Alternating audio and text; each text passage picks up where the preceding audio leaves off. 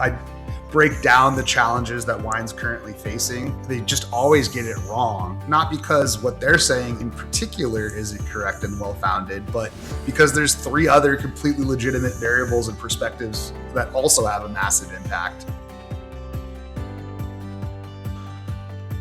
Thank you for listening to Serves You Right. My name is Andrew, and today I got a chance to sit down and talk to Agent Cru, aka Addison Rex, CEO of Wine Spies. Wine Spies is a very interesting business model. 365 days a year, a new sale on a different bottle of wine. When it's gone, it's gone. And as you buy wine, you begin to collect them, and they will ship you a free case when you get to 12. Fascinating stuff. We get to dig into the process behind picking the wines, what exactly the logistical and data needs are of a company of that size, how even at this scale, with all the PhDs they've hired, with all the data scientists, human judgment is still more accurate when it comes to projecting purchases than all the data models combined, and all the things that you rarely get to hear in the wine industry, how the more you know, the more you realize you don't know, and everything in between. I really enjoyed sitting down and talking to Agent Cru. I hope you enjoy it too. This is Serves You Right. My name's Andrew. Let's get to it.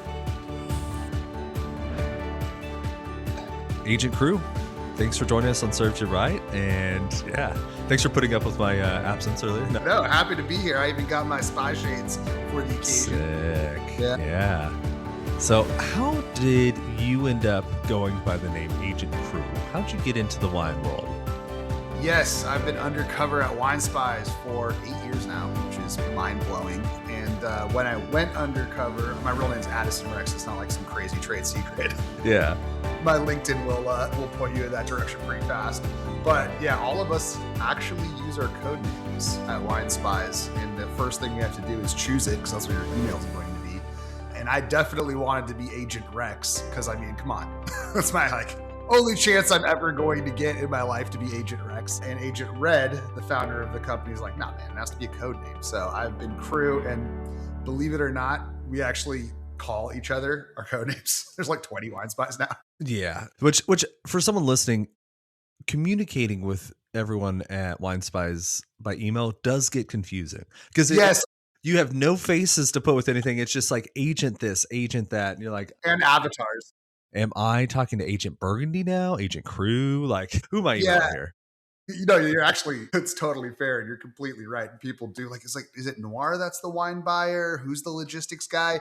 But what's funny about that is it's just a name. So really, if you think about it, I mean, it should be no less confusing than Daniel and Steve. You know, if anything, it's more unique, and you would think that you'd be able to associate it better with what that person does. But people do forget all the time, like which one, the people that have been working with us for years, like which one is Cru again? It's just different enough. It is just outside the norm enough. Before we started this, I was talking to you. It occurred to me, your name, Addison Rex, and then one other podcast guest I had, Matthew Justice, both perfect either superheroes or super villain names. Yes. And the fact that you could have gone to Dr. Rex or something, but yeah, I guess you had to be an agent, man, right? I think about that a lot. Yeah. I've always felt like it was, I kind of feel about it like, remember in Gladiator when Maximus's homie says, that is a great name. You must kill your name before it kills you. So Agent Cru was my escape hatch for sure. Now I don't have to write a book or become an actor or something. There you go. We did not come here to just talk about names, though. Wine Spies. For the listener at home who has not had the pleasure of checking out Wine Spies, what is it? And yeah, start there and we'll go from there. Absolutely. Yeah, an increasingly smaller population, glad to say. Wine Spies has been getting out there. We've been doing it for 18 years. So it's pretty wild now that I'm going out in the real world, and people have heard of us and like, oh, I love Wine Spies. But put simply, we sell one different wine every day. So it's a traditional flash sale site in that way. I don't shy away from that term. I'm proud of it. It's hard work to bring 365 different wines to you guys, or our operatives, as we like to call our customers, every year. So it's a 24-hour sale. Clock strikes midnight. brand new wine goes up. And then our little secret sauce, besides all of our code names and spy magic, is we have a feature called lockers. And so you can basically aggregate purchases together over time. So buy 2 bottles a day, 1 bottle tomorrow, 3 bottles 2 months from now. And then when you get a full case, you can ship that for free. A lot, we don't have a ton of competitors, but those that we do, many of them are, buy 6, get free shipping. So that's kind of the big deal that makes it much more accessible, because you can take a flyer on a $50 bottle. Maybe you don't want to spend $300 on a wine you haven't tasted, but hey, this looks really pretty interesting. 70% off today. I'll try a bottle. And then we only sell wines that we love. That's the other benefit of the model. You can really hyper curate the selection, because you're only putting that one wine up. It's not like a giant store, where you have to have thousands and thousands of SKUs. So, the wines are always great. So it's very sticky, because people get their wine and, that they're all good. Yeah, and then yeah. you might come for the deal and then stay for finding wines that you wouldn't have otherwise found yourself. Okay. Yeah. So you've got a couple of different pretty powerful levers there. You have the daily instantiation of FOMO, 1-day discount, get it while it's here. It's going. Like, you and also the FOMO have, is real too. It will be gone, and it might sell out that day. Yeah. No, it does sell out. For those listening, you can see it, and then when it's gone, it's gone. Sometimes it will show back up, right? But not always. We try to we have to we play a hard guessing game where we try to buy exactly what we need for the day, and sometimes we go a little bit over, and it might appear in the store for a few days, like a month later, but it's usually very small quantities. But yesterday, we sold 3 different cabs from the same producer, and every single one of them sold out. We sold all 3 out before noon, and those are like, they're gone. That's it. That's never coming back. There you go. Yeah. You have that, and you have a mechanism where you can kind of turn purchasing discounted items like into a game. It's like level up, you're getting XP points, the bottles, and then when you get to 12, you level up, but you get the free shipping instead of leveling up. Yeah, no, totally. And actually, it's funny you say that, because we've got a really, really enthusiastic audience. Our operatives are, super fans, and we've really been wanting to add on some actual bragging rights and that kind of thing coming soon. We think you'll start seeing more of that kind of stuff. It seems like it's only a step to like the 10 case badge, and you like, totally. the super operative. Yeah, and they deserve it. We have legit super operatives. We launched a Facebook group last year, which, we didn't necessarily expect to amount to anything. And it turned into this amazing community. And I'm not just saying that because of the pod. It's like, it's so cool getting to interact with everybody. And now we've got a stable of moderators from our operative audience. And they're just, they're just great. Like, we don't have a brick and mortar. We have an awesome HQ here in Petaluma, but it's not necessarily open to the public. And people are like, hey, can we come hang out with you guys? So, now they just come and kick it. We do the tasting together. We had 2 guys come out last Friday, and it's so fun. This guy, now just for fun produces, content for us all the time. He made us all custom hats, It's like, sick. Yeah. It's so cool. Yeah, shout out operative Mark Stevens. Thank you, man. That's awesome. Yeah. That is, kind of the pro and con of an internet business. You don't have a space. The pro is you don't have a space, so everywhere's your space, kind of thing. Yeah. Yeah. You mentioned the curation element, 365 days, 365 wines. They all have to be good. How do you ensure that happens? Yeah, taste a lot of bad wine. Yeah, for sure. That's the truth. Every Friday is our tasting panel. That's the one day that we're actually all physically in office too. Funny how that works. Bust open the wine and everyone shows up. But there's anywhere between 20 to 40 bottles on the table. And obviously by the time that they're there, there's probably, there's been many conversations had. We've investigated them. It's gone through a little bit of a curation process, but you don't know until you taste it whether it's going to work. So, there'll be as many as 10 different agents. sitting around the table of varying levels of wine knowledge and competence from, super expert master of wine level to just guy off the street kind of thing, which I think really works to our benefit, having all those different opinions and palates. And it's not like it's democratic. It's not a vote. It's more just a consensus emerges.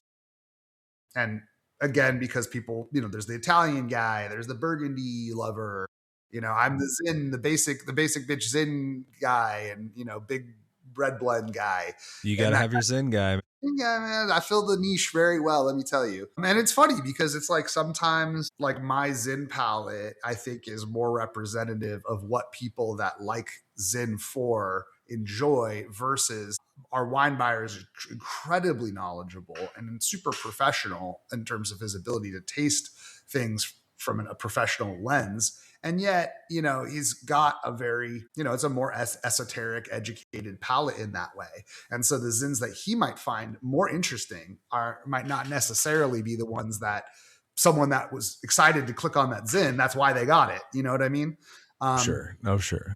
Yeah, so I'm overcomplicating it. The first step is that we taste the wine and we like the wine. It can't have any flaws.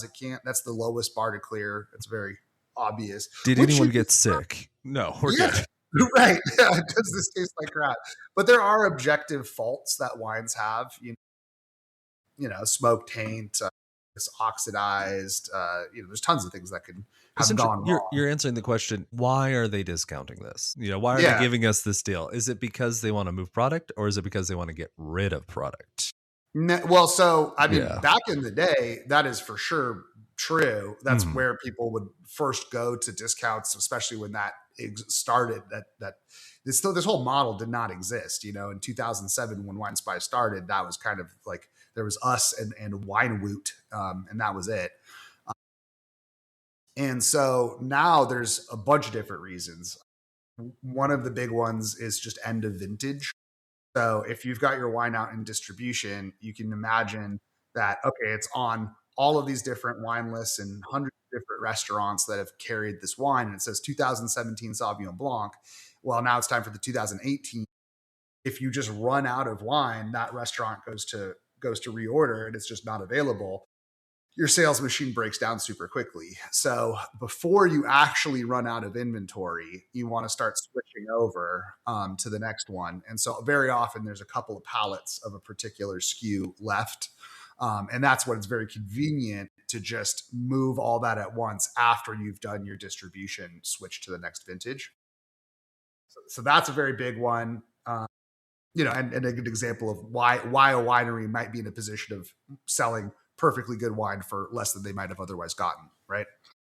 Another one, which is always a good reason, is cash is great to have, Payroll's Friday, Exactly. And we buy a lot of wine, so it's a volume sale, far more than we buy the kind of wine the distributor would buy. So that is a big reason. But another reason, which is, took 20 years to build, but is now a very real reason, is marketing. We've got an audience of genuine wine lovers who are far from just wanting to buy cheap wine. They actually want really high quality, expensive wine. And because they buy so much expensive wine, they want to make sure they're getting a good deal. And they also want to check out stuff that they might not have otherwise have heard of themselves. So, we sell this wine one day and then it's gone. So, oh my God, I love this wine. It's the best I've ever had. Who made this again? Yeah. Producer. I want more. Well, you can't get it from Wine Spies. So, that's something that over time, it's now word of mouth. We work directly with hundreds of different producers. And more and more and more, it's like XYZ winery just ran a sale and started getting a ton of calls afterward, had a great time. Do you want to buy any of our wine and sell it? So for sure. The flywheel's definitely spun up that way in terms of the sourcing. No, that's great. I mean, just kind of going back through those, I was kind of thinking when you were talking about that vintage change, if you are a winery and if you want to really infuriate some conscientious and attention to detail heavy somms out there, don't do what Wine Spies says. Send out mixed vintages. Like, I have no joke from smaller distributors ordered wine over the course of 3 weeks and gotten old vintage, new vintage, old vintage on different deliveries. Yeah. And like you can always tell the smaller guys that may not have fully functioning systems of rotation. Yes. And, I would say the good thing about America is about 95% of people don't care. And Yeah. I mean, unlike Europe, we have a lot of stability more or less in growing conditions. Yeah, there's variation, but California is usually pretty hot. Usually things go pretty well for a large percentage of what you see from California. Like there's not a huge amount. There are fires. There's variability for sure, but a lot of the mass market stuff is marketed and also mass produced. Like you just don't see a lot. But for 5%, some people care. And some Yeah. people I mean, like really care. I tend to agree. I mean, it really depends on the style of the winery. Like, for example, a place that specializes in blends like Camus. Camus is going to taste like Camus pretty much every year. And they can blend towards that target. If you're dealing with like a single vineyard, tiny production Pinot, then yeah, it's gonna change more. And we do sell, upmarket, very expensive single vineyard stuff all the time. I mean, broadly agree with what you're saying, which Sure. is that there's not as much variation. The main thing that I think people end up caring about for our DTC consumers is more just that we sold this wine that happened to have this 98-point score. The next vintage just doesn't. And typically what happens is that we placed an order for this wine. They're like, oh, we thought we had X amount in inventory, but we're actually like 3 cases short. Can we replace that with the subsequent vintage, which hasn't even received scores yet? So, but people tend to be pretty cool about it. I will say that. It doesn't happen too often, but Sure. And I think on that note, it would be good for us to say, like, have you ever heard of Kelly White? Kelly White, I don't think I have. Wine writer for Guild Som. She just wrote a book, Wine Confident, in her old book, Napa. I forget the full title, but it's like 1,000 pages on Napa. It's crazy. Yeah, cool. Wine Confident is more consumer focused. But yeah, no, I know her. And one of the things she says is wine loves its contradictions. So like, trust me, anything we say here, you can always find an example of the opposite. That's one so of the true. good things about wine. It's one of the terrifying things. Like Right. everything I said immediately fell apart when you say what single vineyard or small production. Right. Like, for sure. Absolutely. Yeah, because that's actually such a big challenge. And I mean, I think one of the reasons why so many of the wine pundits that are trying to really break down the challenges that wine's currently facing, they just always get it wrong. Not because what they're saying in particular isn't correct and well-founded, but because there's 3 other completely legitimate variables and perspectives that also have a massive impact, and and it's such a giant landscape of wine that people tend to gravitate towards their lens, myself included. Sure. Yeah, and I mean, it's a hard question to even begin to answer. What does it mean to know wine? And the closest that I've gotten to an acceptable answer that I can live with is to be fully aware of how much you don't know. And like, Totally.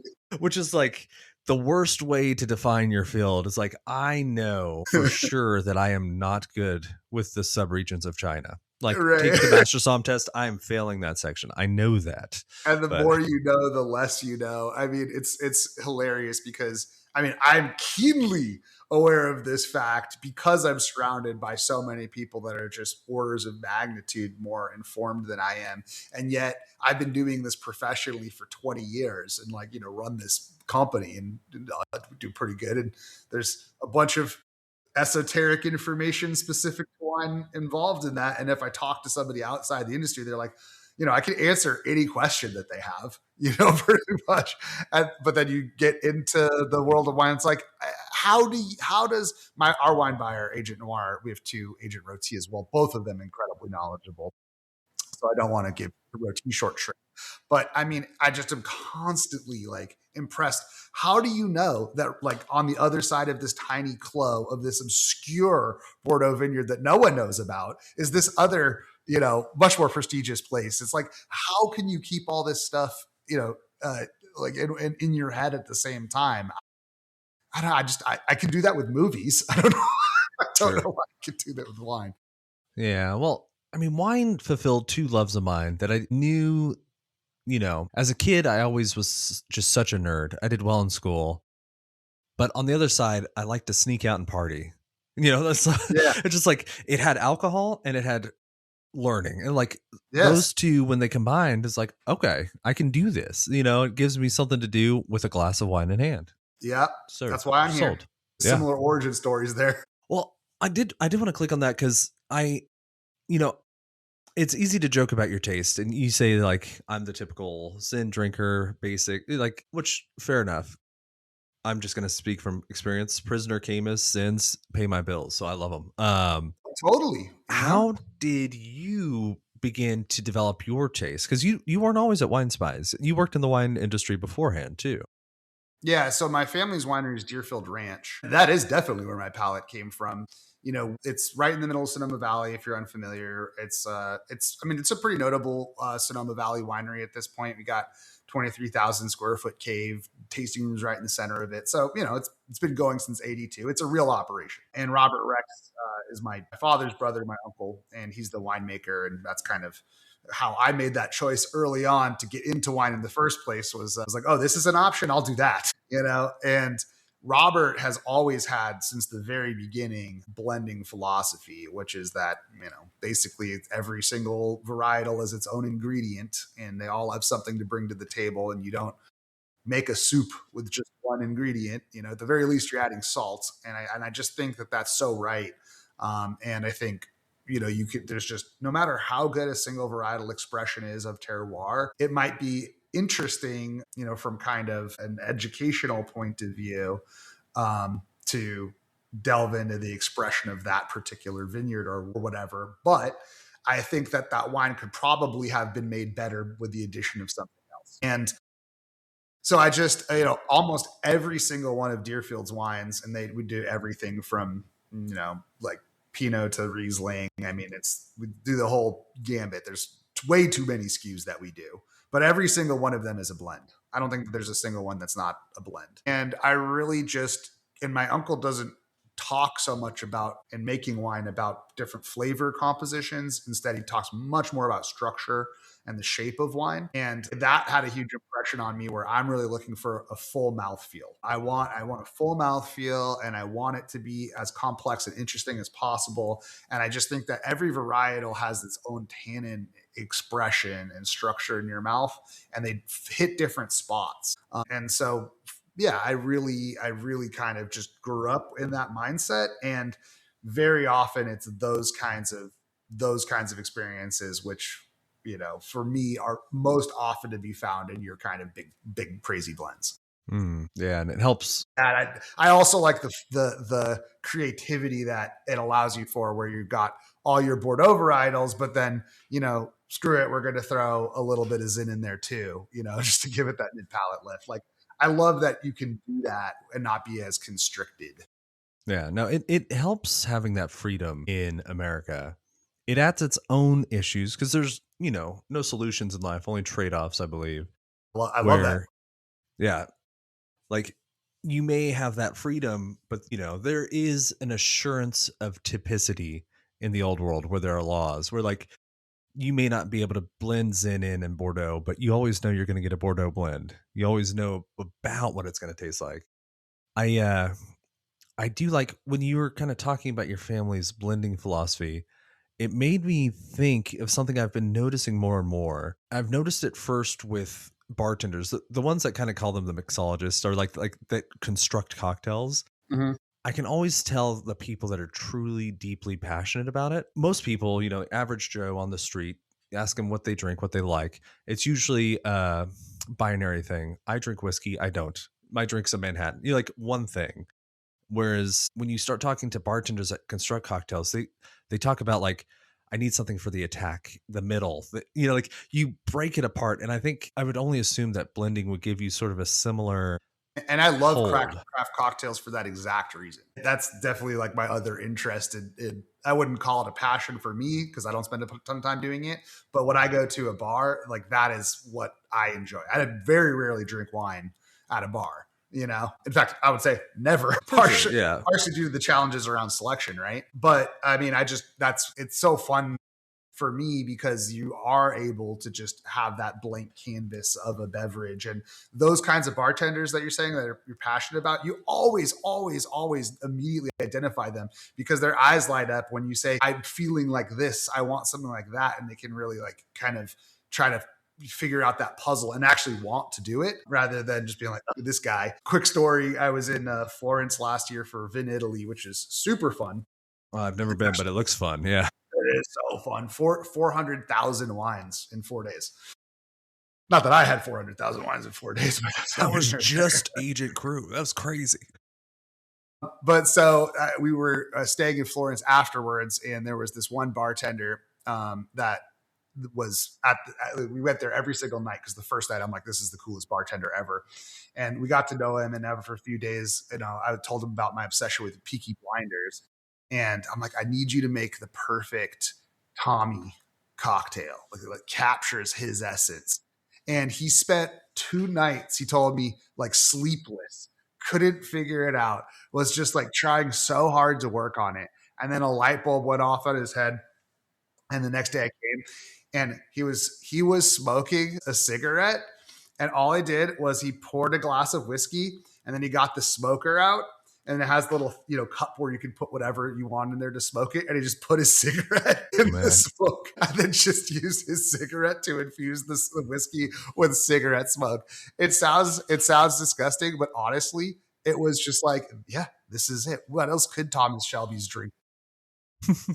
Whiskey and a cigarette. Yes. As a note to the kids at home, nicotine toxicity is a thing. It is very easy to reach that threshold if you infuse it into spirits. So just like be careful. This was done by professionals at Fin Italy, not for your amateurs at home, for sure. I do have to ask, because I noticed that directly behind you is the golden ratio. Yeah. Like, is balance just something you like to remind yourself of? Did you pick it because it looks pretty? My father's actually an architect. Oh, cool. And so I've always also loved design. I definitely did not want to. You have to be super passionate about being an architect to actually want to go down that road. And I saw architecture close enough that I knew that wasn't the thing that I was going to spend my time doing. But I really definitely have a deep appreciation for it. And the golden ratio is definitely overblown when it comes to how it's actually applied to architecture. There's a lot of myths around that, but it's still a very cool thing, and I do love it. And I designed my dad's business's logo, and it's based on the golden ratio. So there's a little history there, but also, yeah, that's pretty. No, I mean, that's cool. I mean, yeah, and it's probably good for the listener at home. The golden ratio, if I remember correctly, it was the ancient Greeks that discovered it. So if you look at your hand, you can actually see it. The length of the larger knuckle compared to the smaller one is the golden ratio, and it holds true throughout your whole hand. And you see it all through nature, and a lot.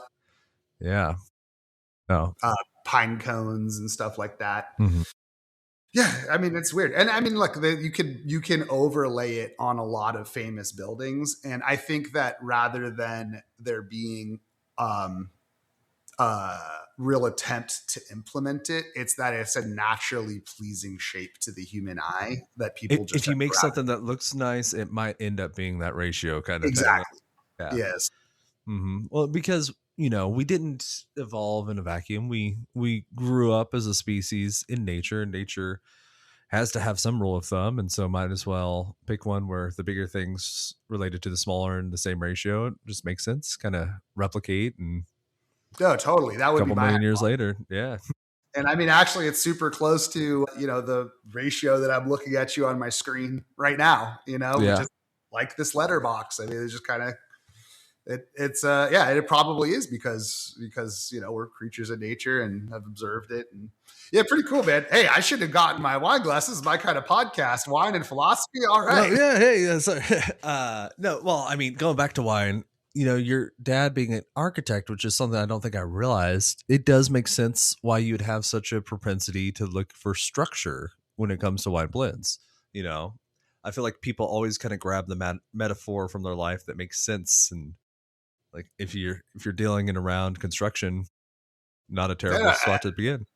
It's an interesting observation. I mean, I actually think there might be some legs there, because there's a certain type of person that's a lot more poetic, and they lean in a lot more to the descriptors, that kind of are whimsical. That's how they like to enjoy wine, and a little bit. Then there's people that are more like storyteller kind of thing, and like that's really their entry to a glass of wine, and you can tell that it really matters to them, like what went behind getting this wine into their glass for them to really get the most enjoyment out of it.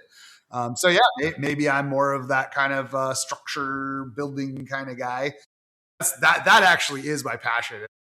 This HQ that I'm sitting at, we bought this building a few years back, and I've just been playing Mrs. Winchester, going like room to room and remodeling it and making it all super crazy and cool. That blank thing right there is actually a fish tank that's covered up right now. Cool. On the fish in there. So that will be a saltwater reef tank shortly. But I just love design, and it's so much fun. That's my hobby. Cool.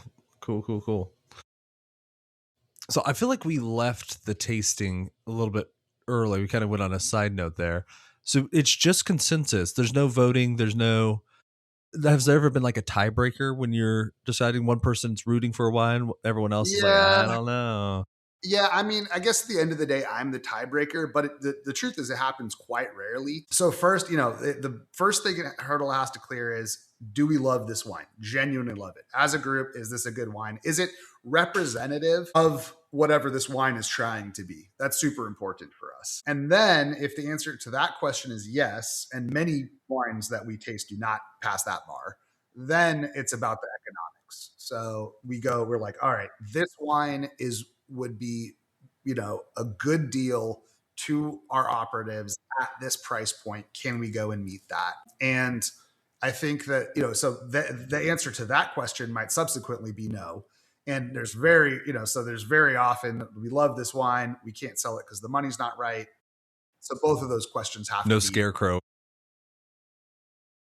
Yeah, and those we do very, very occasionally get those kind. We've sold Screaming Eagle, we have sold Scarecrow. Obviously discounts are going to be much lower. What we hang our hat on is that we are going to be the best price that you can get that wine in the world that day. And so that might be $1 less than what it's out there for. Very frequently it's more than that, but we're going to be the best price you can get it. And so if it's Scarecrow, okay, we might have gotten you, we might have gotten it to you for $370 instead of $385 which is a screaming deal. But yeah. Right. I've tried to buy it for a while. I'm in the middle of Omaha, Nebraska, so we get like 3 bottles once a decade, and that's about it. So yeah, it is hard out there. Yeah. Allocations are definitely a thing. Yeah, totally. We're subject to them too. I'm sure. It's so funny how that end of the spectrum for the California wine industry works. Yeah, I'm sure it's even more the Wild West than out here. You're right there. Yeah, and it's a very regulated state. I'm sure. I can only imagine. Yes, we try to cross our T's and dot our I's for sure. But no, I mean, honestly, just on the industry side, I mean, it's, every brand kind of has a different outlook on it. And, I think that some are much more aware of Wine Spies as a genuine marketing opportunity, like we were talking about earlier. And some producers up and down the spectrum of notability just, don't get that. And conversely, producers up and down the spectrum do get that. So, there's a reason why we'll have wines on the site that people are shocked that we can get. It's like, yeah, they know that Wine Spies is actually a great place to showcase these wines. And then it's highly competitive, and there's distributors and shifting allegiances, and people come and go. It's fun. I mean, that keeps it very interesting. There's never the wild west out there. Yeah. Totally. No. Yeah. I mean, it's a cool idea. If I'm a winery, I stand behind my product. I feel like a lot of success in business comes downstream of being able to find customers, being able to find someone to buy your stuff. And if you stand behind it and think they'll buy another, why wouldn't you take the discount, actually get paid to get customers? It's exactly a good win-win proposition. Yeah, totally. And I mean, like, if you think about it, we don't often buy wine below the cost that it took to produce it. So, they're always making some money. But as you say, you're making some money and getting the best marketing you can get, you know? I mean, even very notable brands that, think that they're just ubiquitous. That is simply not the case, Probably in reality, like 80% of the wine drinking audience that would seriously consider buying your wine has never heard of you. If you're enjoying this so far, please take a quick moment, hit that subscribe button. All right, back at it. It's interesting too. I did want to ask you a couple of different directions, and feel free to take it either way you want. I was hoping to ask you either about trends in drinking and if you've seen any changes with kind of the low and no development that we've been seeing. But I also am very interested in what it's like to run a business where you're shipping wine to, I'm assuming, 50 states, but probably not all 50 states because some don't allow wine shipments. Like, navigating those legal hurdles seems like a nightmare to me. It's Yeah. like either way, I'm happy to talk. Yeah. Yeah, two super different questions there, obviously. The whole no low thing. First of all, I think it's a convenience for the industry to lump those into the same category. I think that they're like really different in terms of what people want from the experience, no alcohol versus low alcohol. I think that the low alcohol phenomenon makes a lot of sense for people that really like and want to enjoy wine, for the same reason they might gravitate towards old world wines in the first place, because they're lower alcohol. You're definitely having less glasses of 17% Dry Creek Zin than 11.5% Burgundy for sure. That's an interesting point. Like, that's the lunch with a glass of wine versus a lunch with a martini. It's going to be a way different outcome. Yeah. Way different. And people know that.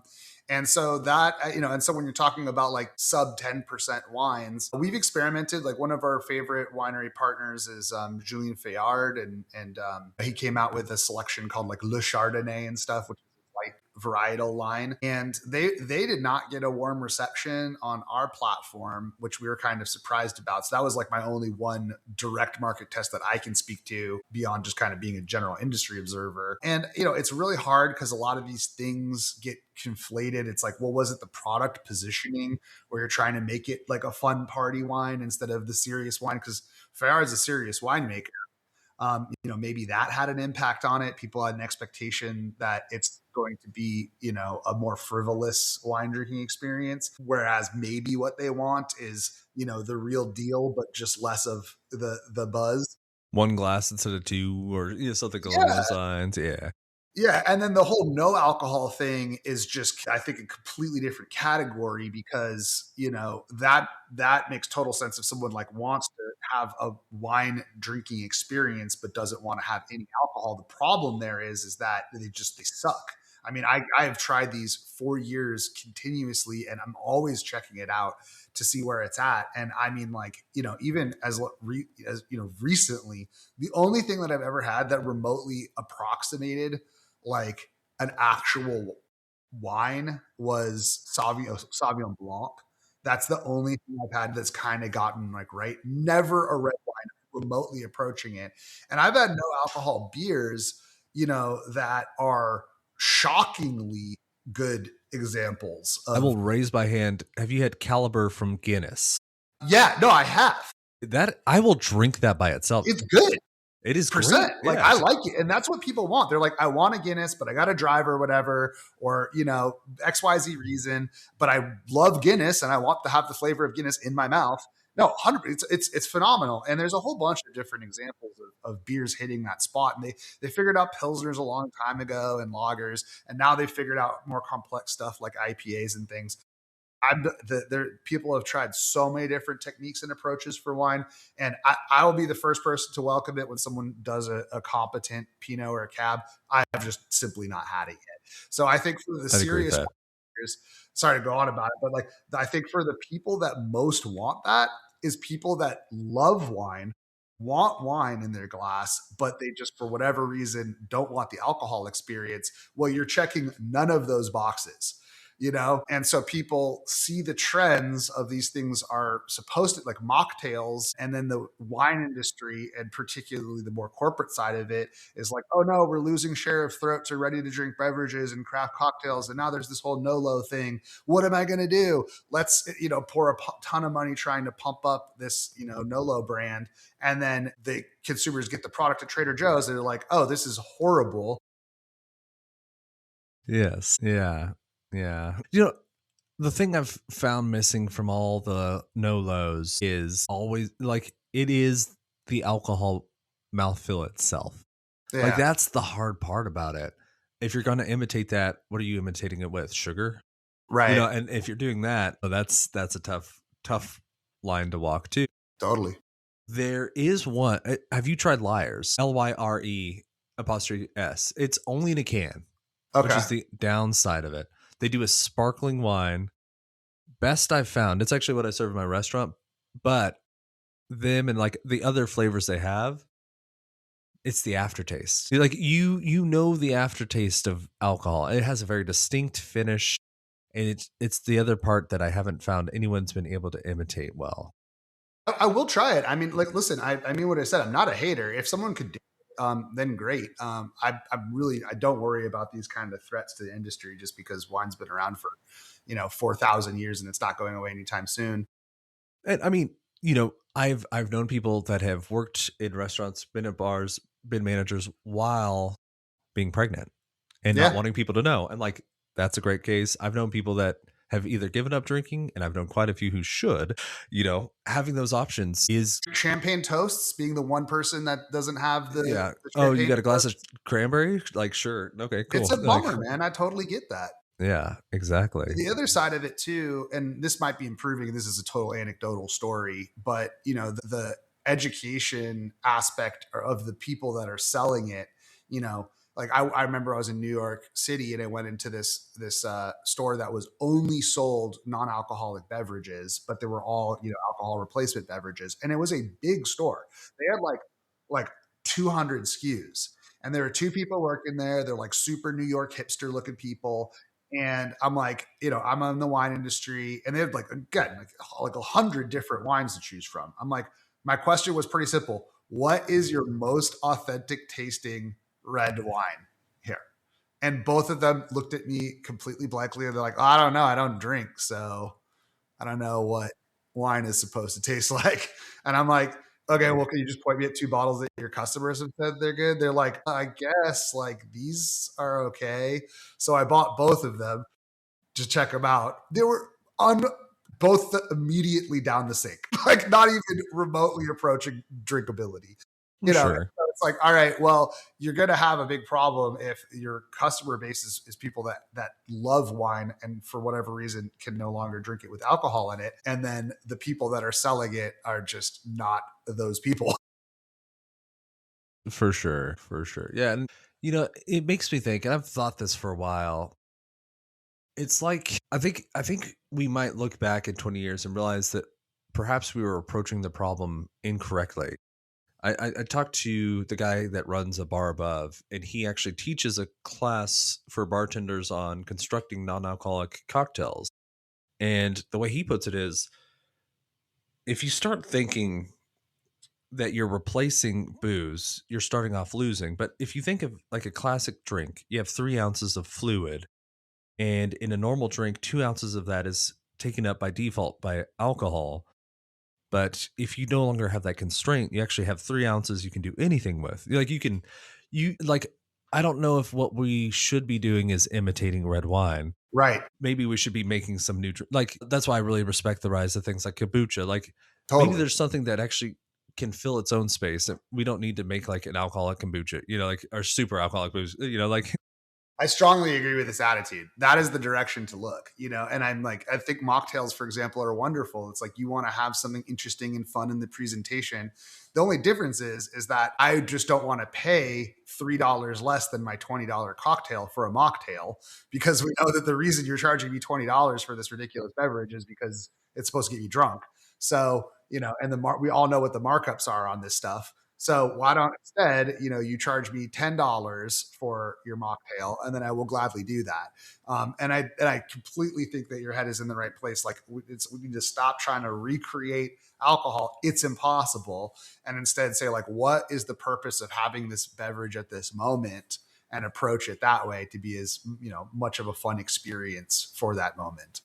Yeah, and I do think too it also points. I think there's another issue: the low offering that you had that just didn't go over well in Wine Spies. Yeah. It was even thinking, when Psalms people in the business, when we talk about low alcohol wines, we usually will use the shorthand of like food friendly, or Yeah. like we even have to. We don't describe them as low alcohol, high acid. It's always food Mhm. friendly or like, refined. Like we're missing the words to define, like the words that are going to unlock it and make it acceptable and the thing that people turn to too. I think you're on the right track there, and that's why I was saying it could have been a confound about the way the packaging was positioning it as the fun party beverage. It's like, no, well, maybe people specifically want to have that same level of sophisticated experience. They just want to be able to have three glasses instead of one. You're a 100 pound woman. Like one glass is of 15% is is going to put you a little bit over where you want to be at that moment. But you want to be able to continue to your lunch and take a sip the whole time without running out of your Chardonnay. It makes perfect sense. And I mean, yeah, I think you're onto something. There's a reason why old world wines are often described exactly that way. Mm-hmm. And also that we figured out many years ago how to talk to the American consumer about old world wines, and food friendly being one of those things. And to be honest, it's still not working, but we're trying. like the problem is the old world wines, they're food friendly, yes, but they decided to label them all in German, French, Italian, and no American's going to try to pronounce any of that. Yeah, I was thinking as you're talking about the lady drinking 3 glasses of 15% alcohol, it's something I do, and I've never actually talked to anyone about this. When I think about something like that, with like 3 glasses of a high alcohol wine, one day, probably 2 years ago, I looked at it and I thought, if I have 3 of these, add that up, that's Yeah. 38%. Yeah. And then I realized, that's basically 40%. That's basically vodka. Like, would I drink this much vodka? Right. I remember that was when I had one. I'm like, I'm good today. Or think about it in beers. Like if you have 3 glasses of 15% wine, okay, that's 9 beers, like Which if like is 5% beer. crazy. Yeah. So yeah, I mean, it makes total sense like to have that kind of alternative. And that's why, again, I'm not a hater at all. I mean, I think that there's a place for all of this stuff, but kind of getting back to the initial thrust of the question, which is like, oh, am I concerned about these kinds of things, like every single year it's some sort of new doom and gloom. Like, when White Claw came out, it's like seltzers destroying the wine industry, and dry January is destroying the wine industry. Now ready to drink beverages destroying the wine industry. Gen Z is drinking spirits. It's like, okay, all of these things can be true. And it's also true that for all of history, when people got older, they started discovering and falling into discovering the joy and love of wine. You know, imagine my surprise now that the millennials are getting older, they're drinking more wine. It's like, who could have ever predicted? But every time, yeah. What was old is new again. Yeah, I do feel like you got a point there. The wine industry is capable of destroying itself. It does not need any outside force. It'll chew you up and eat you out on its own. So don't worry. And there were, when my uncle got his license in Sonoma County, there's like 300 licensees. Now there's something like 10,000 licensees.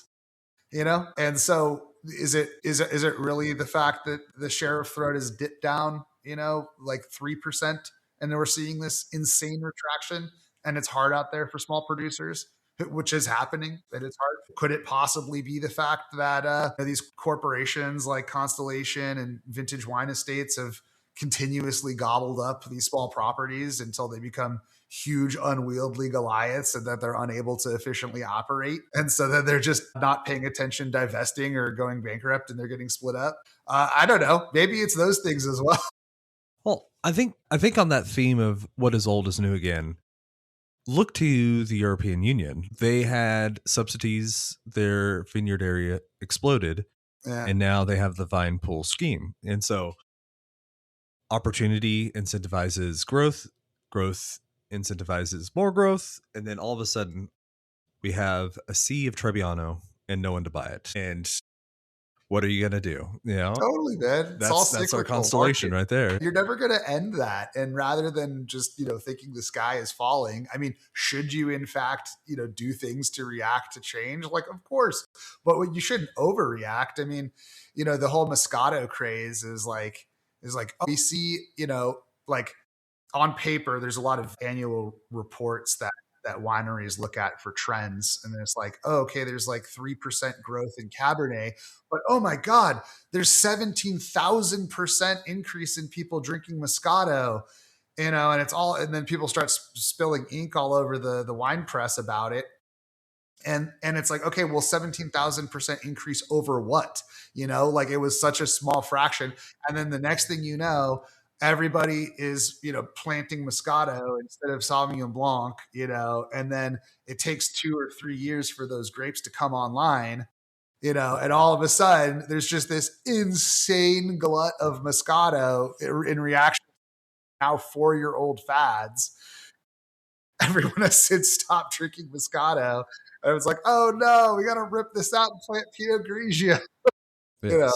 it's just like, it's comical in the extreme, but also, every individual decision kind of made sense in that chain. It's just when it happens at scale and people are just, hyper reactive to whatever trends are, that I think you just get these wild swings. Yeah. Well, I mean, I feel bad for the wine industry, and I feel like I at least get a smaller view of the problem they're facing. Like, so I run a steakhouse in Omaha, and we have to project out and order, and we don't cut the steaks in house. We get those prepackaged and sent to us from a contractor, and like the amount of work, the amount of weeks worth of data that we compile to put together what we think we will need to order is intense. I mean, it is our senior kitchen manager's main job for the week, like, because we can't run out of steaks. And you know what we don't want to throw away? Steaks. Like, Yeah. So how but often do that's, you get, like, what's your, how often, what's your overage, underage, and how consistent are you on it? we will, so we look back for the previous 4 weeks. We have a big Excel sheet. We put on all that because we do about 6 to 7 different cuts. Then we add on a couple butcher's cuts too, just as features. We will always predict that we are going to grow about 10% last year. We put on what we have on hand, and then we submit it. We get it one shot a week. We order about 10 days out, and we kind of ride the wave and make it happen. It's super interesting. I mean, because, we selling one wine a day for 18 years, we've got, a mountain of data. And the number one thing that we have to do, similarly to your steak situation, is make sure that we don't underbuy, right? Because if we could have sold more wine, we absolutely should have. But if we overbuy because of the one wine a day model, it's a big problem. And you can imagine if we cut, $100,000 PO and end up selling $50,000 of that in one day, you do that a bunch of times in a row. It's How like, long can you sustain that loss? yeah, right. So you got to make these bets correctly, and just like your executive chef there, that's basically our job is to be excellent prediction machines there and get that right. And we've spent lots of money over the years trying to do data science on all this stuff, hiring PhDs, and as AI ramps up, just always throwing this data set at, the latest model and saying, like, give us next week's predictions. And what's so cool is you can back test it against your actual, so you could go and look at your actual covers. You could have, you could throw whatever your Excel sheet is at the thing and try to predict next week, but then use that same model to go and test against past weeks, Mm-hmm. Would this past have served sheets, me well or not? Yeah. and see what the actual predictive validity of it was over time. And anyway, that's a long story to say that still to this day, us humans are much, much, much better at predicting how much of a given wine we should order than any algorithms models that we've been able to figure out. Mm-hmm. And for us, it's because there's so many independent variables. It's like the label, the producer, the winemaker, the score, and then similarly to you guys, I'm sure it's like, what's the vibe out there? Like, are people, you can tell in your town, are people feeling festive and going out? Did everyone decide, what, this Christmas, let's just stay in, Yeah. Yeah, but those X factors that are hard to capture, like Christmas Eve is something that a robot can capture, but just knowing the general sentiment of your community next week, like, feeling holly jolly and going out, or people feeling close to home. Did this New Year's come with does your particular community feel like, hey, let's tighten our belts around here, or like, screw it, New Year's resolutions are for suckers?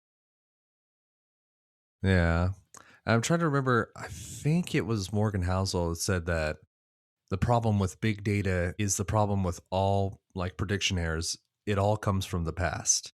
And so like you only need one novel event, COVID, Mm. and the best data analysis in the world just did not capture it.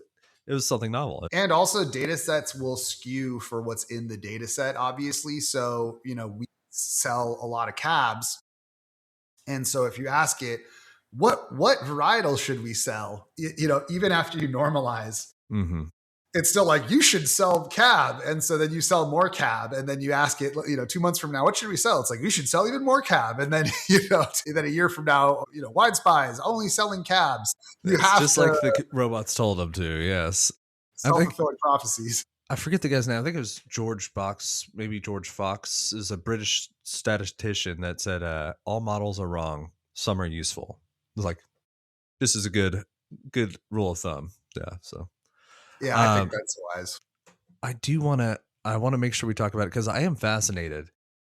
I can only imagine the logistical nightmare that shipping wine in the US is. It's like you have 50 different little countries. Yes. And actually, I say 50, but I want to be clear. I'm sure you don't ship to some because I'm sure there are some where it may not be legal. Maybe Yes. I'm wrong too. No, that is correct. Okay, It yeah. is a constant challenge, and I highly encourage anyone that loves wine to go support Free the Grapes, which is, the Tom Wark, who's the president of the National Association of Wine Retailer. That's been his pet project for years. And there's the wholesale lobby, which most people don't even know the term three-tier in the general public. But almost every single wine that you drink, and certainly at a restaurant, has been brought to you courtesy of the three-tier system, which is going from a producer to a distributor to a retailer. Those are the three tiers, and then to you. And the retailer might be the restaurant. Everyone gets a cut too, so it increases the price as well. Everyone takes their pound of flesh on that process, and the wholesaler in particular takes a very large pound of flesh.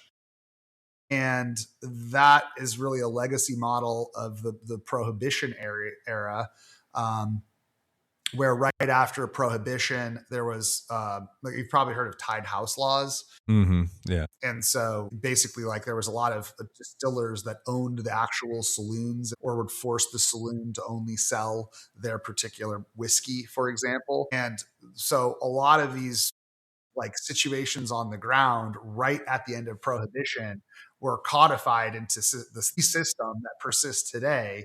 And that greatly benefits the wholesale tier.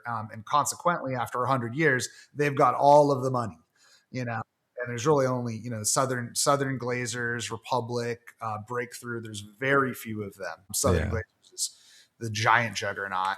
And so they're just a really, really, really powerful lobby, and they want to make sure that everything goes through that distribution chain rather than you being able to buy wine from whoever is selling it from the producer and stuff. So it's a super asymmetrical war, but we're on the side of the righteous for sure and the side of the consumer. And there's constantly Supreme Court cases that are being testing this over time. But it's actually a super interesting legal question because the Commerce Clause, which forces 50 states to operate with basically the same trade laws. Are you interstate travel or not? Yeah. Yeah. It's that does not apply to alcohol in the same way because Freaking prohibition. Yeah. At the constitutional amendment level. And so and these cases are being constantly decided in different ways. Like the different appellate courts have taken wildly different positions on it. So there's hope that the Supreme Court will take up an important case on this this year again. But yeah, we'll see. In the meantime, free the grapes and just following Tom Wark is the best anyone can do, and being vocal about it, because I mean, seriously, it is a massive disservice to the wine drinking community, as it sounds like you're well familiar with it. Yeah. Well, it's an interesting thing, because I do want to make sure that the listener who may not be familiar with the history here, like tied house laws, do serve a purpose. There was a lot of corruption. There was a lot of nasty stuff that happened pre-prohibition. Like, there's a reason that some of these laws came into effect. Like, if you run the distillery and you also are running the bar, you are incentivized to make sure whoever's in the bar is serving as much whiskey as they physically can. And you have people getting just trashed and all the societal ills that led to prohibition. No, totally. It was answering a problem. 100 years ago. Yeah. The solution, it's like, the whole thing about democracy, it's the worst form of government. It's just better than all the others. Like, totally. It solved an issue, and you can actually see what it's like without this. Like, the UK still has tied houses. Still, like, they've had fights with pubs over brews. Like, so it's not something that, is inevitable as societies continue. I totally agree that these are like the same kind of, high level challenges. As you say, Thomas Sowell, no solutions, only trade-offs. That is, of course, all true. And yet, we are in a circumstance now where there is both regulation, which is not law, and legislation on the books, which is 100 years past its sell-by date. And the tied house law specifically, says that no producer shall give a retailer a thing of value, is how it's described. Well, in the 21st century, that's come to say things like a thing of value could be a social media post. So if you're a small winery and you made a placement at Dusty Bottle Shop, in Kentucky, you can't even say like, hey, guess what? Deerfield wine now available at your local retailer. That is considered a thing of value under tied house laws. And also because the enforcement mechanisms, it's so hard to do this at scale. Very many of the individual states' ABCs, alcoholic beverage controls, they just go extremely hard in the paint in terms of being punitive when they catch it. They can't enforce it all. So when they just decide, okay, I'm going to make you the pariah and absolutely nail you to the wall. For sure. Yeah. It's like, that's right. While I was defending their source, trust me, I was not going to side with them, because the solution we landed on created this 3-tier system. And in a lot of ways, it created a legal bully that wants to keep down the smaller guys. Like, the big distribution channels want to stay the big distribution channels. And anywhere that I've been that has had local ordinances where you can have local beers, have local wines, like relaxing the distribution laws in terms of local, or like easing things up, it has been a net positive. Santa Fe, where I'm from, they changed the license where you, instead of like $1 million a liquor license or something crazy, you can now buy a special one where it's all local spirits and local brews.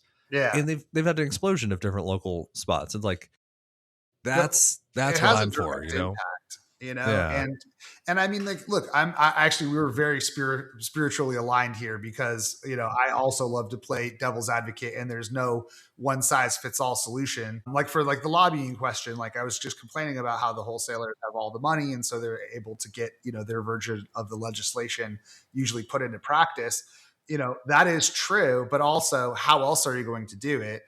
Recently, they started cracking down on the fulfillment houses themselves, because many producers, large and small, ship from the same consolidated fulfillment companies. And they realize, oh, this is where all the wine is. Let's go make them licensees. And so the Uniform Commission Code, which is a non-governmental body, which has the wonderful intent of saying, hey, we got 50 states. Let's not have 50 completely different sets of worded laws. Your state can come grab the UCC's suggested legislation on this, and we'll do the research, and so your little tiny state assembly office doesn't have to do it. Great idea. What happens, the wholesale's like, if we just get the USDC to adopt this suggested legislation there, it's going to be copied and pasted quickly amongst 7 different states, which is what's happened.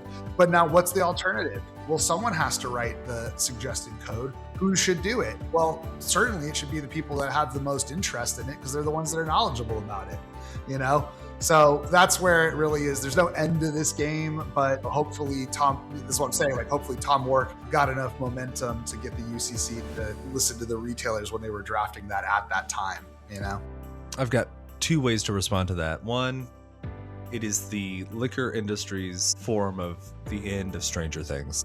No one's going to be happy. And I wanted to bring us back to the beginning where we said wine loves its contradictions. So a thread through all of this. Perfect way to end it. I mean, I'm not going to lie. This was by far my favorite pod I've ever been on. I really enjoyed it. Yeah. Thanks. It's been a pleasure. Well, Agent Cru, for the listener at home, where could they go to find out more about you, Wine Spies, figure out what you're doing, and watch for the sale? Yeah, absolutely. Winespies.com. It's the place to be. Also available in the iOS App Store. Android coming soon, maybe. But yeah, it's an awesome deal every day. We write an insane amount every single day about the wine. So at the very least, it's fun to take a look-see and learn a thing or two about a wine you never heard of.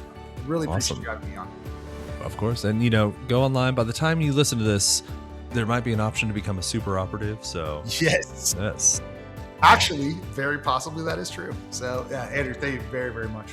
Agent Cru, it was a pleasure. Thank you again for listening to Serves You Right. Episodes of this show come out every Tuesday and Thursday. If you have not had a chance, please go and check out the website, servesyouRightPod.com. You can find all past episodes and a contact form in case you need to get in touch with me. And soon, so much more. All right. That's about it. Thank you.